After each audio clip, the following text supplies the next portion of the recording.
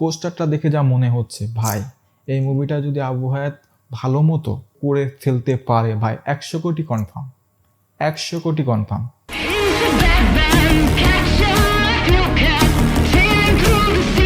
Hello সিনেপ্রেমী, আমি আকাশ আহমেদ আবারও চলে আসলাম আপনাদের প্রিয় চ্যানেল সিনেটকে। আজকে আমরা কথা বলবো শাকিব খানের আসন্ন ঈদে যে মুভিটা Prince once upon A time in Dhaka, এই মুভির পোস্টারটা কেমন হলো অ্যান্ড পোস্টারটার মধ্যে কি আছে সেটা নিয়ে, আর হ্যাঁ আরো কিছু গসিপ থাকবে, সবকিছু মিলে আজকের এই ভিডিওটা। তো প্রথমেই আসা যাক পোস্টারটা কেমন ছিল। পোস্টারটা এক কথায় যদি বলতে চাই, ও মাই গড, কি ছিল এটা। হ্যাঁ, এটাই মেগা স্টারের সাথে হওয়া উচিত।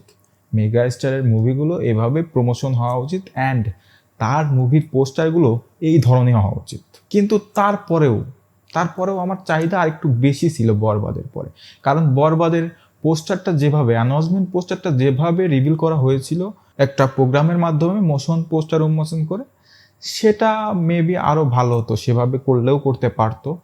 আর হ্যাঁ, শুধু পোস্টার জমলো না, একটা যদি মোশন পোস্টার থাকতো জিনিসটা আর একটু অন্য লেভেলে যেত। অবশ্যই মেকারদের পক্ষ থেকে আমরা এটা আশা করতেই পারি যে একটা মোশন পোস্টার, যেহেতু এই মুভিটা এখনও অনেক পরে শ্যুট শুরু হবে এবং ঈদে আসবে মুভিটা, তার আগে শাকিব খানের আর একটা মুভি আসবে, সেটা নিয়ে আমরা একটু পরে কথা বলতেছি। তো poster okay fine, but motion poster হলে জিনিসটা জমে যেত। এবার আসা যাক পোস্টার দেখে কি বোঝা যাচ্ছে মুভিটা সম্পর্কে, মুভিটা কেমন হতে পারে। পোস্টারটা পুরোটাই মেক করা রেডিস একটা ভাইব দিয়ে, যেটা দ্বারা বোঝাতে চেয়েছে ডেঞ্জার, এই ক্যারেক্টারটা কতটা পাওয়ারফুল হতে চলেছে আর এই ক্যারেক্টারটা কি করতে পারে। তার আশেপাশে অনেকগুলো মানুষ যাদের হাতে বন্দুক তার দিকে তাক করে আছে হয়তো, বা অন্যদিকে আই ডোন্ট নো, মনে তো হচ্ছে যে তার দিকেই তাকিয়ে আছে। যাই হোক, আর তার হাতে দুইটা গান, ভাই অমাইক হবে। তবে কেন জানি না, আমার এই ক্যারেক্টারটা যেভাবে ডিজাইন করা হয়েছে আমার জোকারের ক্যারেক্টারের সাথে কিছুটা ও পিছন থেকে ওইরকমই মনে হচ্ছিল। যাই হোক, তেমনটা হলেও সমস্যা নেই, কারণ ওই রকম ব্যাডলি একটা ক্যারেক্টারই শাকিব খানকে মানায়। শাকিব খান গত কয়েকটা মুভিতে সে নিজেকে প্রমাণ করেছে সে অ্যাক্টার হিসেবে কেমন, সেটা নিয়ে হয়তো আর বাংলাদেশ কেন, বাংলাদেশের বাইরে কারোরই আর সন্দেহ থাকার কথা না। সেই জন্য বলাই যেতে পারে এখানে শাকিব খানের প্রুভ করার কিছু নাই। তবে হ্যাঁ, মুভির ডিরেক্টর আবু হায়াত, তার অনেক কিছু প্রুভ করা আছে, কারণ সে মুভিতে প্রথম মেহেদী হাসান হৃদয় যেমন নিজেকে প্রুভ করেছে তার প্রথম ছবির মধ্য দিয়ে বরবাদ, তাকেও এমন কিছু এটাই করতে হবে। সেই সুযোগটাই হয়তো মেগাস্টার শাকিব খান তাকে দিয়েছে, এখন পুরোটাই তার উপর, সে শাকিব খানকে দিয়ে কি করাবে। শাকিব খান বা প্রত্যেকটা অ্যাক্টারই মাটির মতো হয়, ডিরেক্টর যেভাবে তাকে তৈরি করে সেভাবেই সে গড়ে ওঠে।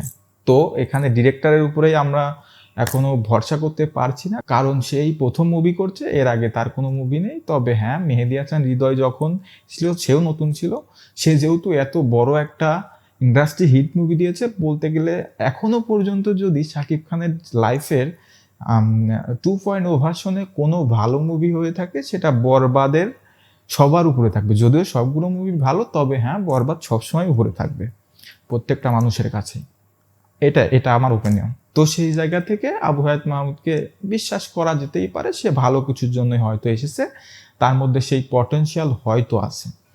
তো হ্যাঁ, দেখার বিষয়, এটা ঈদেই দেখা যাবে কিরকম, বা ট্রেলার আসলে বোঝা যাবে বিষয়টা। তবে হ্যাঁ, আমি খুব করে চাই এই মুভিতে শাকিব খানের বিপরীত হিরোইন যেই থাক কোনো ম্যাটার করে না, যদি ভিলেন হিসেবে কোনোভাবে আমিন খানকে নেওয়া যায় ভাই জমে ক্ষীর হয়ে যাবে, বিশ্বাস করেন, বক্স অফিস কাঁপায় দেবে।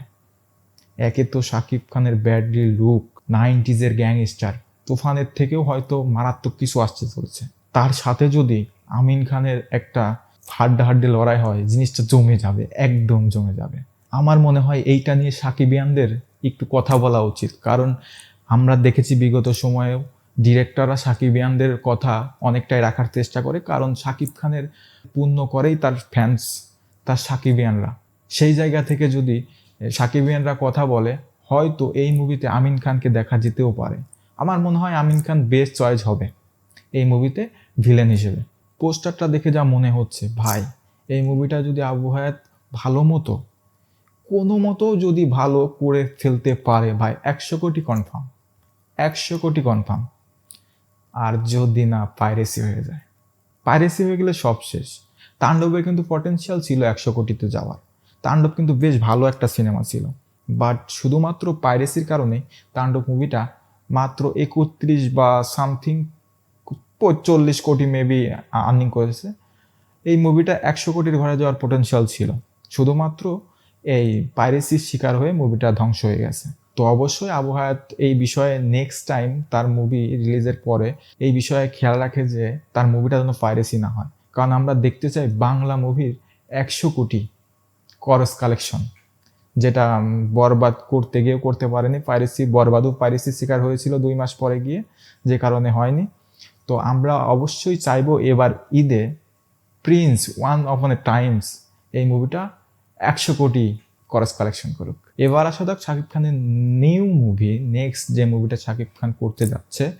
শোনা যাচ্ছে যে ডিসেম্বরে যে মুভিটা আসতে চলেছে, প্রথমের দিকে শোনা যাচ্ছিল মেজর সিনহা চরিত্রে তাকে দেখা যাবে, বাট এখন পর্যন্ত যা শোনা যাচ্ছে তেমন কিছুই না। শুধুমাত্র শাকিব খান হয়তো কোনো এজেন্টের চরিত্রে ধরা দেবে এই সিনেমায়, লাইক পাঠান।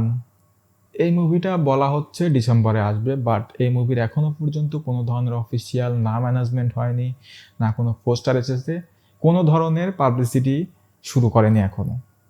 যদিও কানাঘুষায় শোনা যাচ্ছে যে এই মুভিটার নাম হতে চলেছে সোলজার, আর এই মুভিতে ভিলেন হিসেবে হয়তো দেখা যেতে পারে চঞ্চল চৌধুরীকে।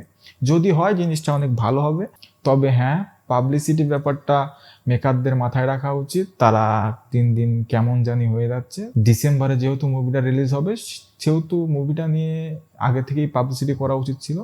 যে মুভিটা ঈদে আসবে সেই মুভির পোস্টার ড্রপ হয়ে গেল, তাদের কোনো রেসপন্স নাই, তারা কিচ্ছু করতেছে না, তাদের নামটা পর্যন্ত অ্যানাউন্স এখনো করেনি।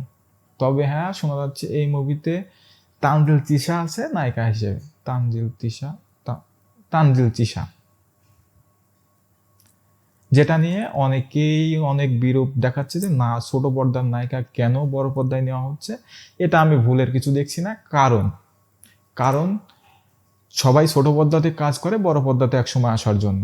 আর অভিনয়ের জায়গাটা ছোট পর্দা বড় পর্দা কোনো কিছু ম্যাটার করে না, অভিনয়টা ম্যাটার করে। এখানে আমাদের দেখার বিষয় যে সে কতটুকু অভিনয় করতে পেরেছে, আর সেটা আমরা দেখতে পাবো মুভিটা রিলিজ হওয়ার পরে, সত্যি যদি সেই মুভিতে থাকে। তো আগে থেকেই তাকে ভালো লাগবে না, এ হবে না, তাকে নিয়ে এত আলোচনা করার কিছু নেই। তাকে অ্যাপ্রিসিয়েট করা উচিত, তাকে উৎসাহ দেওয়া উচিত, সে যাতে ভালো মতো কাজটা করতে পারে। এই ছিল আজকের মতো সিনে গসিপ। জেনে কেমন লাগলো আপনার অবশ্যই কমেন্ট বক্সে জানাবেন, আর হ্যাঁ অবশ্যই আমার চ্যানেলটাকে সাবস্ক্রাইব করবেন।